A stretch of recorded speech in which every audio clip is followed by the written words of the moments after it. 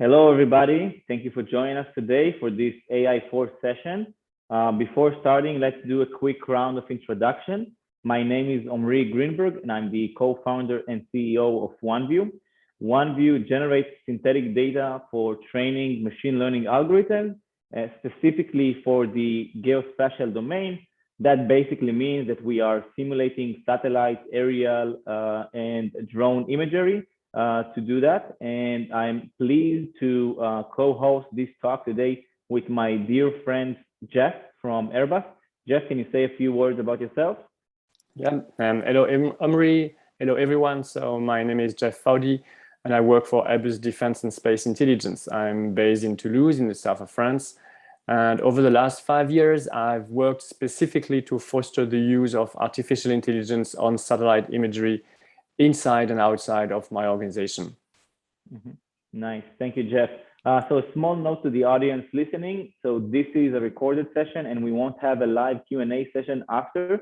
So if you have any questions, so please feel free to type them here in the chat and we will do our best to reply. And if not, so we can also reach out to us directly, either on LinkedIn, on our booth as well, of course, or any other media. So Jeff, in today's talk, we are going to talk about synthetic data, and we're going to talk about synthetic data in general and the opportunities and benefits that it brings, but even more specifically to Airbus and to its customer. And even though Airbus doesn't really require any introduction, can you say a few words about Airbus so people would have the opportunity to grasp the huge amount of data that you are handling on a daily basis? Yes, of course. Well, so I believe, Airbus is pretty well known for manufacturing aircraft, but not so much for manufacturing satellites and operating them in orbit. And this is actually what my business unit does. We acquire and deliver satellite images to clients worldwide. And it's not a small business. We have more than 600 employees, more than 100 resellers worldwide, and over 30 direct receiving stations. And the receiving station receives the image directly from the satellite. So on the screen is our complete constellation. As you can see, we cover a large range of optical and radar satellites flying in low orbit. And also we deliver radio signal intelligence, and we work on future missions like the Zephyr, which is quite an interesting thing because it's a drone which flies in the stratosphere and acquires super precise imagery and videos. But if you focus on our optical sensors, we collect a lot of data. Almost 6 million square kilometers of land masses each day are collected in various spectral bands, from near infrared, optical, deep blue. So quite a lot of data. And if you think of the revisit time, we have all our satellites work in twins so that we enable a daily revisit over each point of the globe. And Pléiades Neo even actually has 4 satellites, so we enable 2 revisit over the same location each day. So this is for the satellites themselves. And if we focus a little bit more on the imagery, here you can see all the range of optical sensors from 22 meters resolution to Pléiades Neo at 30 centimeter resolution. And the first Pléiades Neo satellite was actually launched 2 months ago, and the images are absolutely stunning. You can check them up on our website. And if you think about Spot and Pléiades, between Spot and Pléiades, we've multiplied the number of pixels by almost 10. And between Spot and Pléiades Neo, we multiplied the number of pixels by 36. So if you consider also that we have increased the revisit time, this means that we are producing 100 times more data than just 10 years ago. And this will soon amount to 50 terabytes per day that we have to download, ingest, host, and publish to our clients. And this is all done through our online portal, which is called OneAtlas, and is accessible on oneatlas.airbus.com.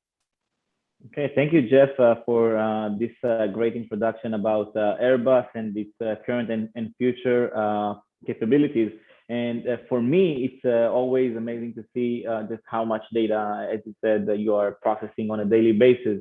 So you've mentioned that you are generating 100 times more data than 10 years ago. So there's lots of data. Who's using all of this data for which applications? Can you say a few words about that?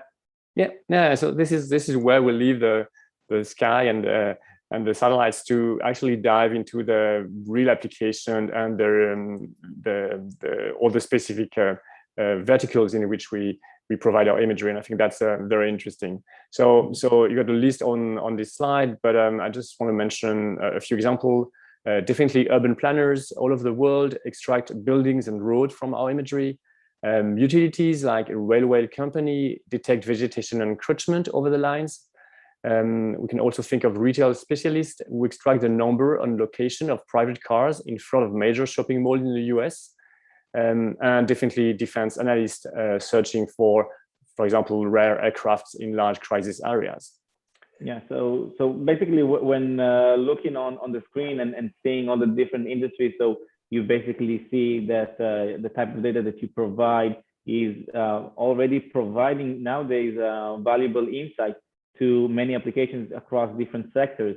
And because it's so diverse, how all of those customers are generating the insights that you just mentioned?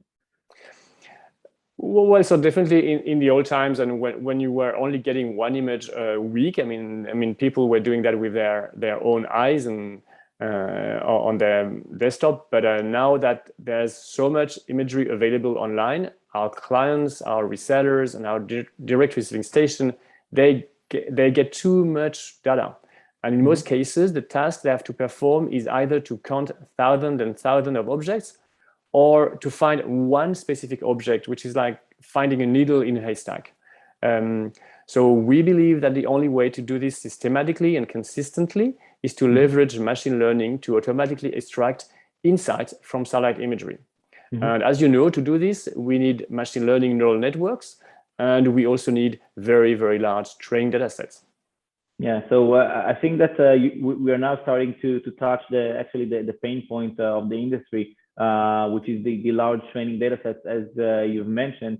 And it's not just in Airbus, right? It's everybody is using AI, ML, deep learning more specifically even.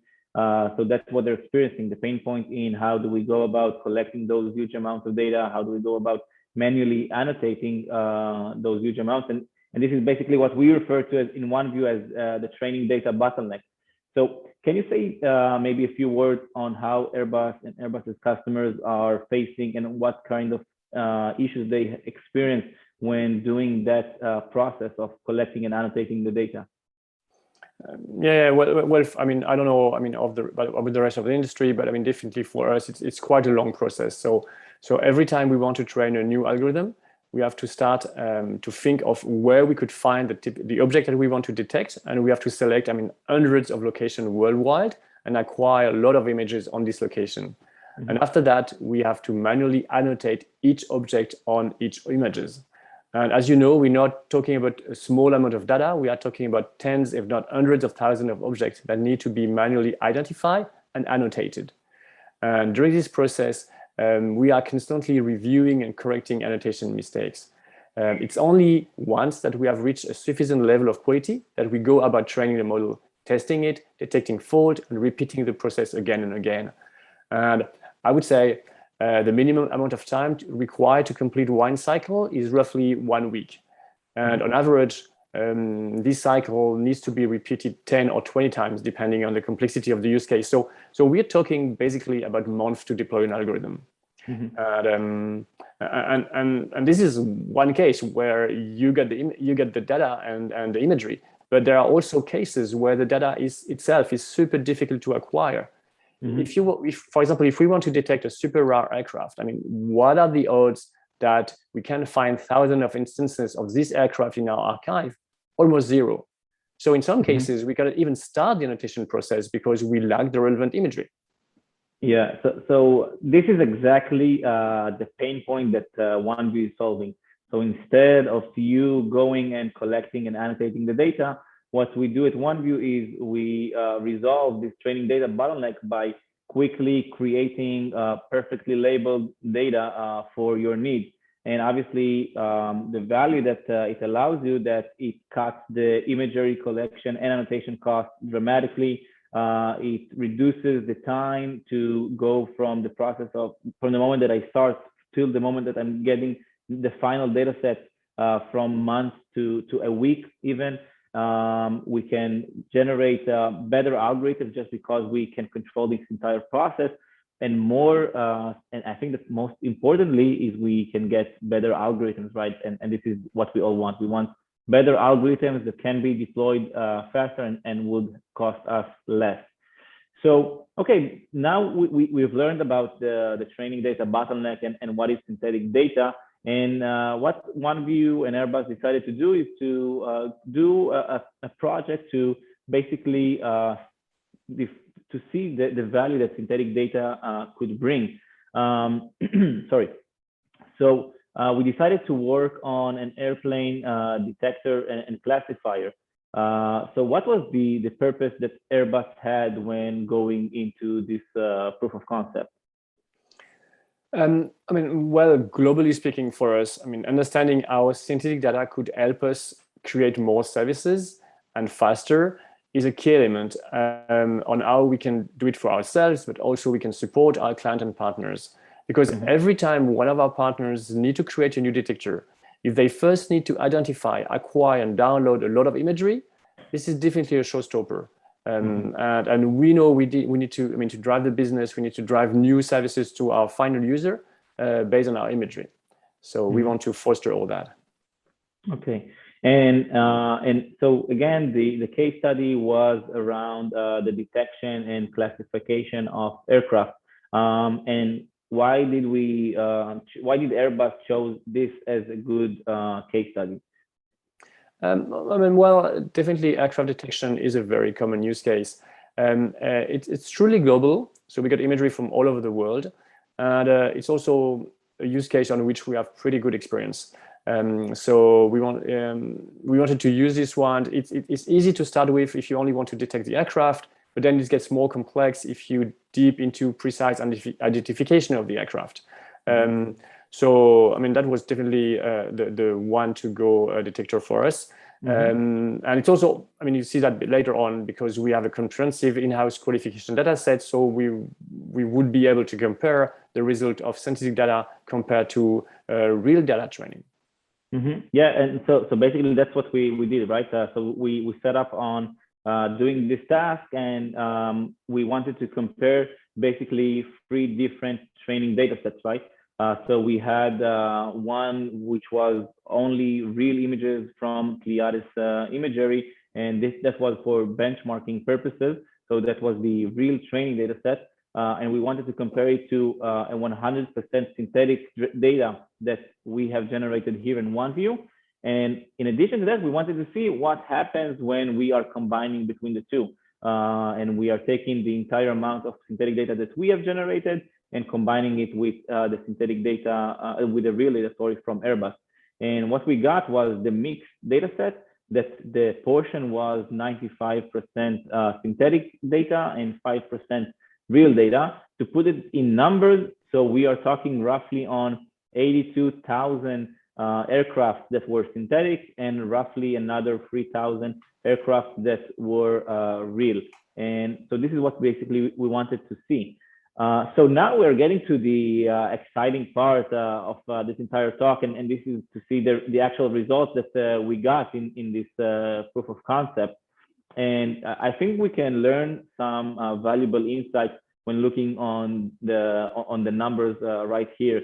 So if we will just focus at the beginning, just on the results of the synthetic data, I think that you can see that on its own, the synthetic data provides with decent results in lots of different categories, even in the super category, but also in the sub-classification for the different classes.